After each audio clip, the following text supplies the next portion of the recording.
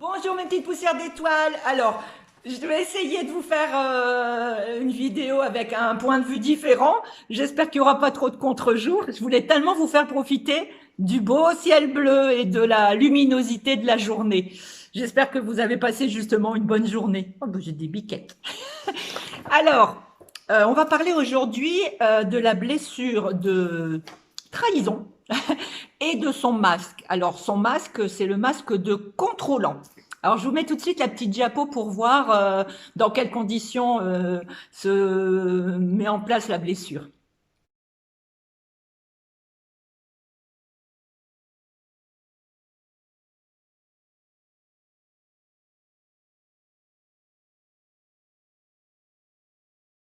Encore une fois, je vais faire un clin d'œil aux grands frères et aux grandes sœurs parce que je pense que vraiment, ces personnes doivent faire souvent partie des personnes blessées par la trahison parce que je pense que quand on est enfant, qu'on a entendu son papa ou sa maman dire oh je t'aimerai toujours voilà alors c'est pas que c'est faux quand arrive à notre enfant, mais c'est surtout ce que ressent l'enfant parce que bien sûr le parent peut passer moins de temps avec lui et moins disponible, fait des risettes. Après, ce qui se passe aussi, c'est que l'enfant ne se rappelle plus tout ce qu'il a vécu, lui, puisqu'il était tout petit. Il ne se rappelle plus que ses parents ont eu exactement le même comportement avec lui quand il était tout petit.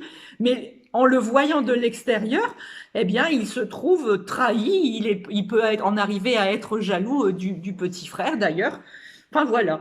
Alors, cette blessure-là, justement, bon, quelques cas de figure, vous en trouverez bien d'autres, j'en suis certaine. Vous vous êtes grand et vous avez vécu plein de choses comme moi.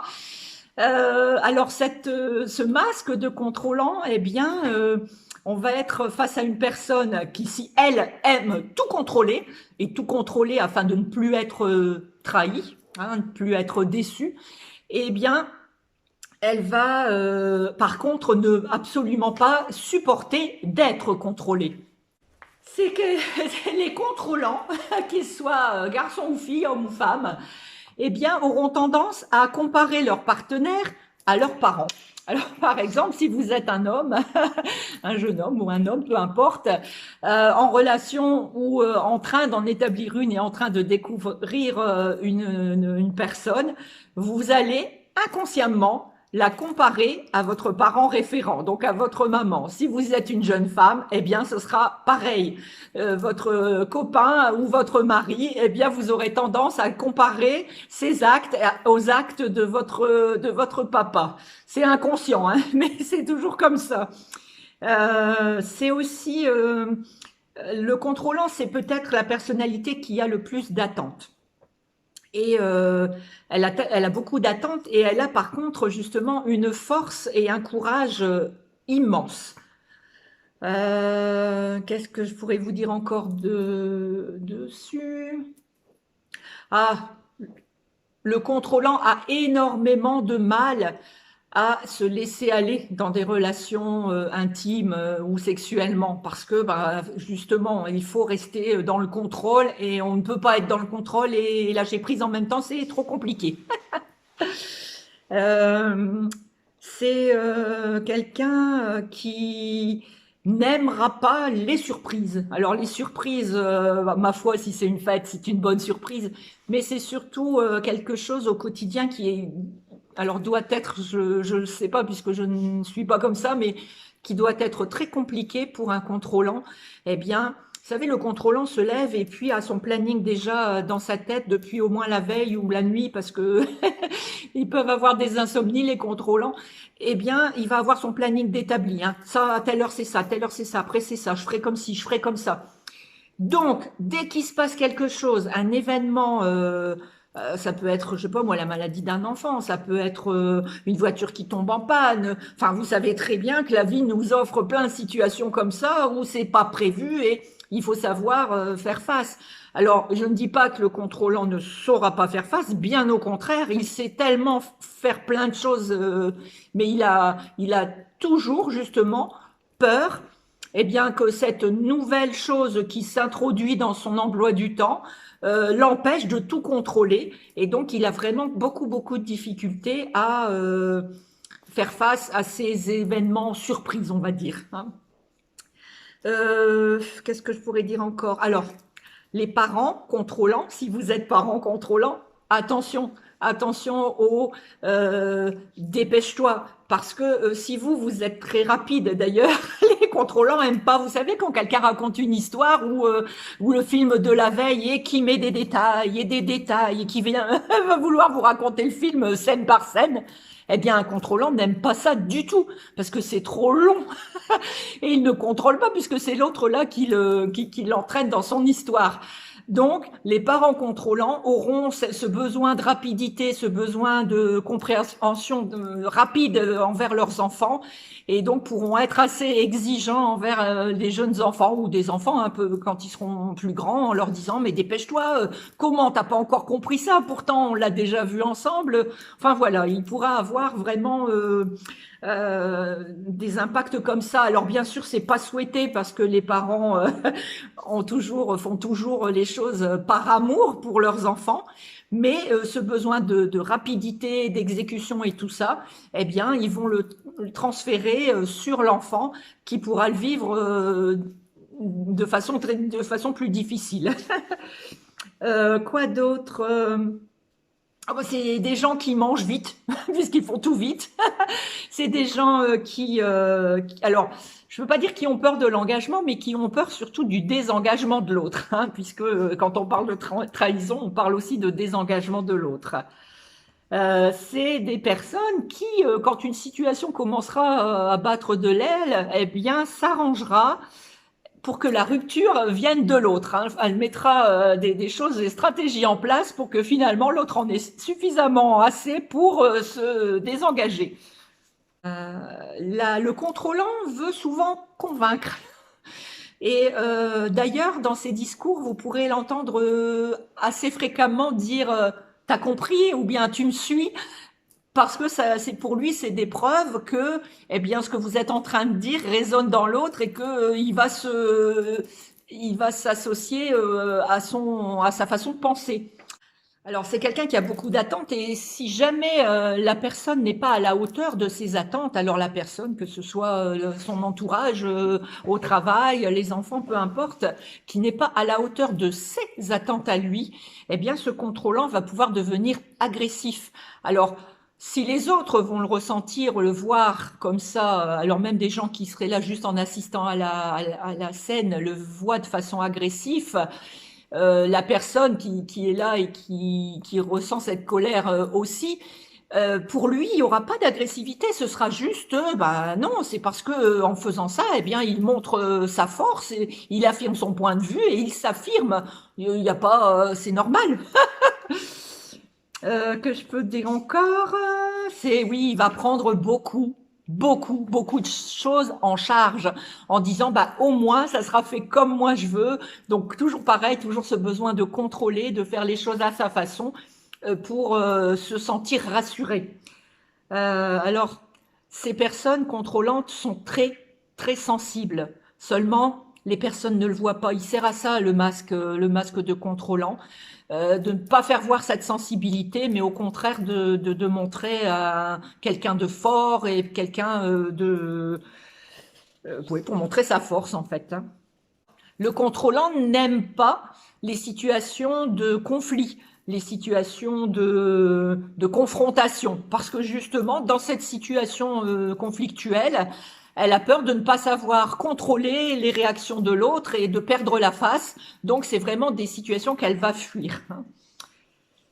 Je voulais dire quelque chose tout à l'heure par rapport au... Ah oui, alors, parents contrôlants, encore une fois, faites attention parce que si vous laissez sentir à l'enfant du sexe opposé, donc si vous êtes papa, si vous laissez sentir à votre petite fille, ou si vous êtes maman et que vous laissez sentir à votre petit garçon, eh bien si vous lui apportez tout ce dont il a besoin, peut-être même plus, et qu'il peut sentir au fond de lui il serait presque capable de remplacer, eh bien, la figure du père ou la figure de la mère, cet enfant ne va pas vivre normalement, eh bien, sa période oedipienne. Et ça, c'est très impactant pour l'enfant et c'est pas une situation normale.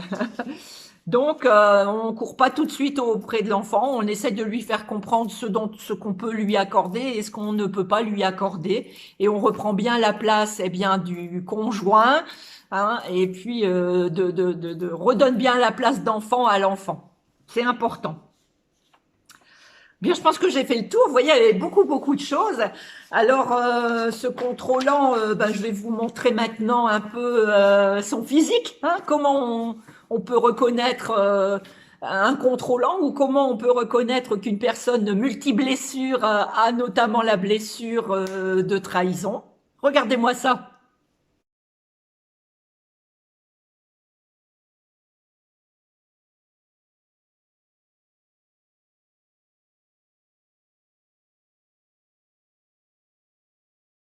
Les contrôlants ont un regard souvent séducteur, souvent un regard intense et profond.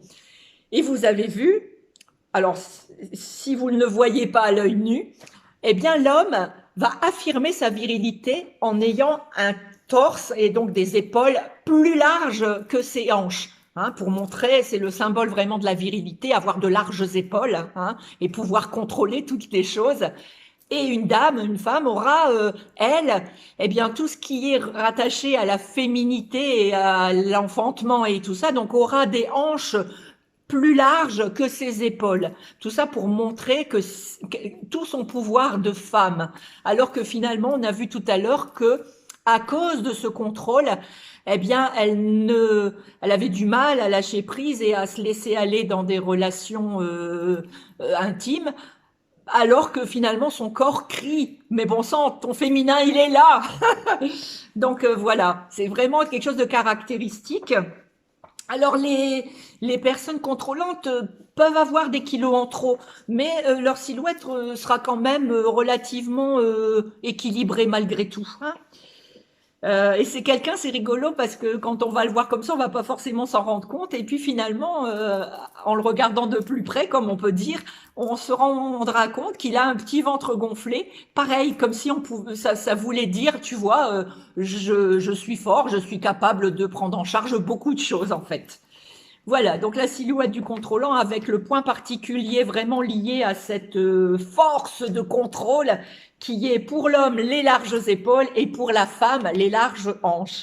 C'est vraiment le point caractéristique de cette silhouette du contrôlant. Alors, les spécificités du contrôlant. Vous devez imaginer, eh bien, il aura bien sûr une voix forte, hein, et qui porte. Au niveau de, eh bien, du dance floor, c'est quelqu'un qui aimera danser et quand il dansera, il va prendre beaucoup de place et son corps va dégager. Regardez-moi comme je danse bien. Alors dans les voitures, le contrôlant va acheter une voiture, pas dire hors norme, mais une belle voiture, une voiture qui sort de l'ordinaire pour qu'il soit remarqué.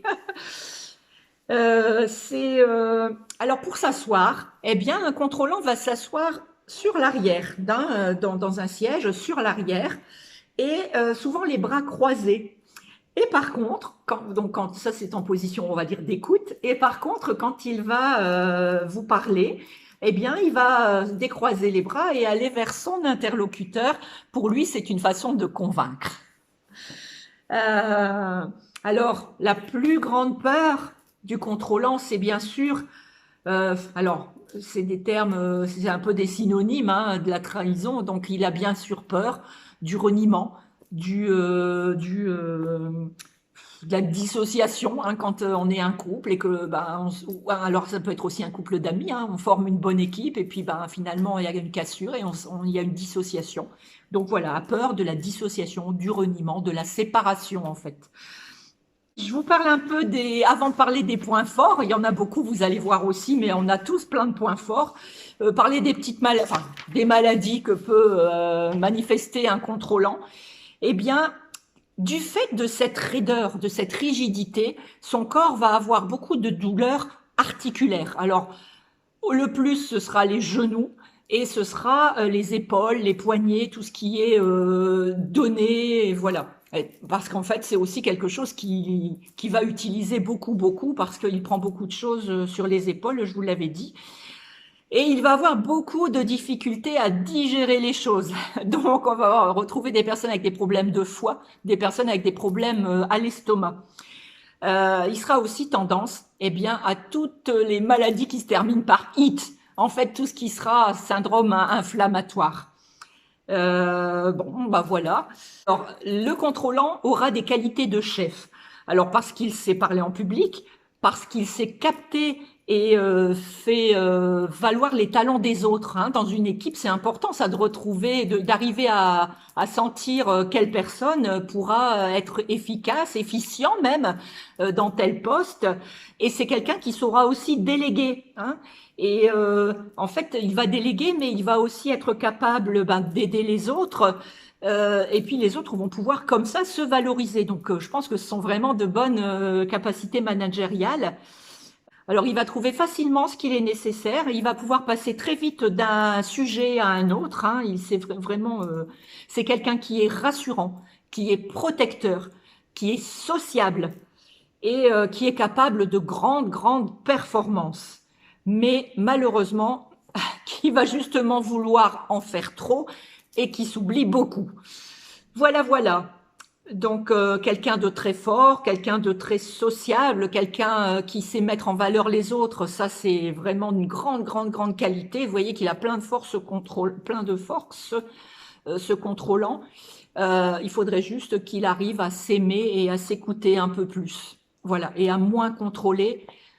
Et pour ça, eh bien, il faut arriver à faire confiance, hein, puisque pour pouvoir un peu se détendre, eh bien, il faut faire confiance. Alors, faire confiance aux autres, faire confiance en la vie aussi, hein, parce que ça, c'est vraiment mon point de vue à moi.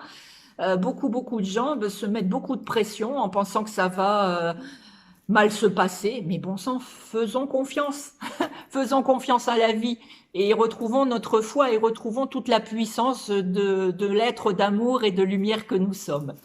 Voilà. Allez, contrôlant, contrôlante. Et tous les autres, eh bien, il nous reste une blessure à voir, c'est la blessure d'injustice. Et puis on aura fini et je vous parlerai enfin, enfin, de comment soulager toutes ces souffrances. Voilà. Plein de bisous, plein d'amour, en espérant pouvoir encore profiter bientôt de ce beau soleil. Bientôt mes petites poussières d'étoiles.